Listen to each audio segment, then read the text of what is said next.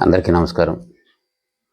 సామాజిక భద్రత పింఛన్ల పంపిణీలో రాష్ట్ర ప్రభుత్వం తీవ్ర నిర్లక్ష్యం చేస్తుంది. అర్హులుండి సుమారుగా 5 లక్షల మంది వరకు ఉంటే గత 10 నెలలుగా ఒకరంటే ఒకరికి కొత్త పింఛన్లు అందజేయలేదు.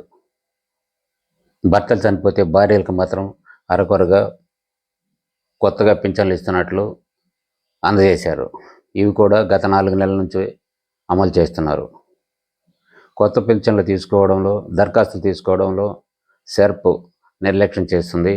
ఇందుకు తగు గైడ్లైన్స్ లేకపోవడంతో సెర్ప్ ముందడుగు వేయలేకుంది. కొత్త పింఛన్లు పంపిణీ చేయడానికి రాష్ట్ర ప్రభుత్వం నిర్ణయం తీసుకోవాల్సి ఉంది. ఏరువేత కార్యక్రమంలో ఇప్పటికే కొన్నిటిని పక్కన పెట్టే ప్రయత్నం చేయగా, కొత్త పింఛన్లు ఇవ్వడానికి కనీసం జీవో కూడా ఇచ్చిన పరిస్థితి లేదు. సచివాలయాల్లో కానీ, ఎంపీడీఓ కార్యాలయాల్లో కానీ, మున్సిపల్ కార్యాలయాల్లో కానీ దరఖాస్తులు తీసుకునే పరిస్థితి లేదు. అక్కడ అధికారులు మాకు ఎలాంటి గైడ్లైన్స్ లేవని దరఖాస్తులు తీసుకోలేమని చెప్తున్నారు. రాష్ట్రంలో చనిపోయిన వారి సంఖ్య కూడా ఎక్కువగానే ఉంది. తాజాగా ఆ శాఖ మంత్రి చెప్పిన లెక్కల ప్రకారం కొత్తగా 93,000 మందికి పింఛన్లు ఇస్తున్నట్లు చెప్పారు. అది కూడా వచ్చే మేలో పంపిణీ చేయనున్నట్లు తెలియజేశారు. ఆయన మాటల్లోనే 5 లక్షల మంది అర్హులు ఉన్నట్లు చెప్పారు. ఈ 5 లక్షల మంది గత 10 నెలలుగా నష్టపోయినట్లే లెక్క. ప్రతి వ్యక్తికి 4,000 పింఛను ఇస్తున్నట్లు గొప్పగా చెప్పుకున్న కూటమి ప్రభుత్వం వారిని ఎంపిక చేయడంలో ఎందుకు నిర్లక్ష్యం చేసిందో తెలియడం లేదు. రాష్ట్ర ఆర్థిక పరిస్థితులు బాలేదని చెప్తున్న ప్రభుత్వం పేదల విషయంలో ఎందుకు నిర్లక్ష్యం చేస్తున్నది కూడా ప్రశ్న. అటు పోలవరం, ఇటు అమరావతి పైన దృష్టి పెట్టిన కూటమి ప్రభుత్వం ఆ 2 కార్యక్రమాల మీదే ఎక్కువ శ్రద్ధ పెట్టి సంక్షేమ కార్యక్రమాలు పక్కన పెడుతుందన్న కూడా వాదన తాజాగా బయటకు వస్తుంది. ఇందుకు ఉదాహరణ తొలి సంతకంగా అమలు చేసిన పింఛన్ల పథకమే చెప్పాలి.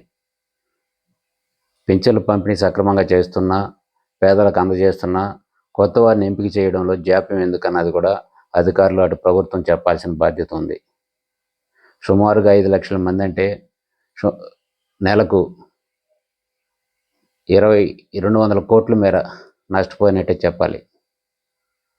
రాష్ట్ర ప్రభుత్వం సుమారుగా 63 లక్షల మందికి సామాజిక భద్రతా పింఛన్లు అందజేస్తుంది.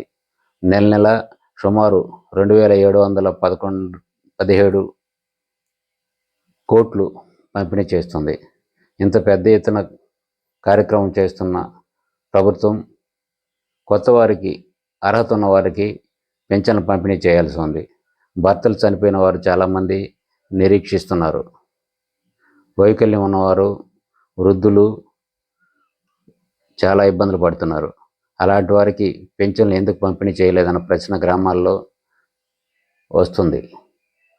కొత్త పింఛన్ల ఎంపిక ప్రక్రియకు రాష్ట్ర ప్రభుత్వం మార్గదర్శకాలు విడుదల చేసి సచివాలయాలు, పురపాలక సంఘాలు, ఎంపీడీఓ కార్యాలయాల్లో దరఖాస్తులు తీసుకోవాల్సి ఉంది.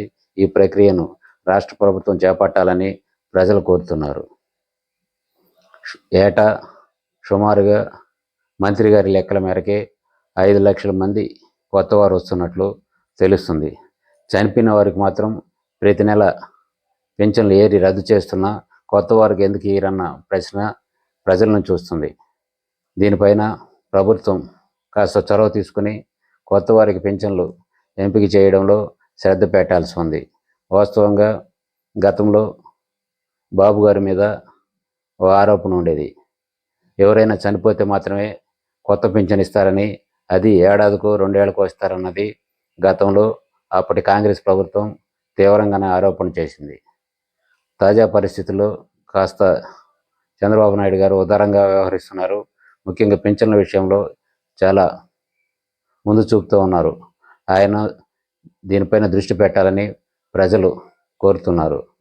రాష్ట్ర ప్రభుత్వం చొరవ తీసుకోవాలని ప్రజలు కూడా కోరుతున్నారు. ఈ మేరకు మున్ముందు దరఖాస్తులు తీసుకుని కొత్త వారికి పింఛన్లు పంపిణీ చేయాలని ప్రజలు కోరుతున్నారు. ధన్యవాదాలు.